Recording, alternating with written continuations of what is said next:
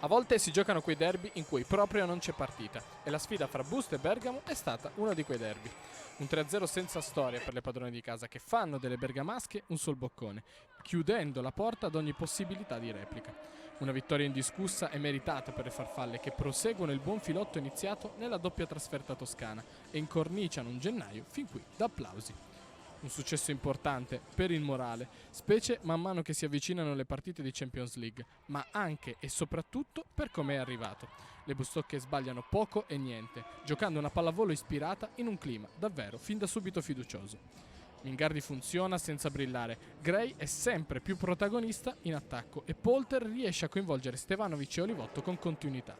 Dall'altra parte le orobiche fanno un evidente passo indietro rispetto al match contro la palla verso ritornando prigionieri Lanier, si di chiude tutte le così incertezze e le il imprecisioni del match ultimo periodo. con il Qualche muro ace, vincente di intuizioni Bustarsizio, Moretto e gli strenui 25 tentativi a di 15 in non questo bastano terzo a tenere a set, galla 5 a la 0 Coppa e 3 a 0 Leone senza ingabbia nella sofferenza assolutamente dei suoi possibilità di replica, Un'altra insomma sconfitta, dunque, una per la vittoria Zanetti, che stramerita. rimane rari momenti invischiata di nelle zone difficoltà vulnerabili della classifica, a in partire una situazione dalla Gray, complicata. che dopo quel piccolo Prestazioni break ottime subito invece si che è vale fatta la trovare quinta pronta vittoria a nelle ultime 6 ricezione. gare per la Secondo Unity me lei ha Golf, fatto una buona e che partita sembra anche in quei essersi fondamentali scrollata lì, definitivamente di dosso e tutte quando le c'è la vigili. ricezione Di come stiamo giocando io-iole, è importante secondo me per la nostra squadra che tutte riusciamo a dare il nostro contributo, e quindi dai, speriamo di continuare a giocare in questa maniera.